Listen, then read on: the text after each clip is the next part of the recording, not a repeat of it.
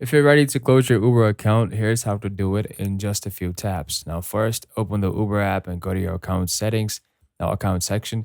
Next, tap settings, then head into privacy and scroll down until you see account deletion. Tap that, and Uber will ask you to verify your identity, usually by sending a code to your phone or email. Go ahead and enter it when prompted. Now, once you have confirmed your identity, follow the final prompts to request deletion. Your account will be immediately deactivated and then permanently deleted after 30 days, along with any Uber Eats or unused credits tied to it.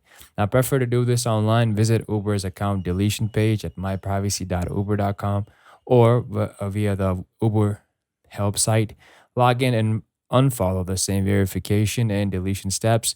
Before you finalize, make sure any pending charges are cleared and any credits or promotions are used. If you change your mind, simply sign back in within 30 days to restore your account.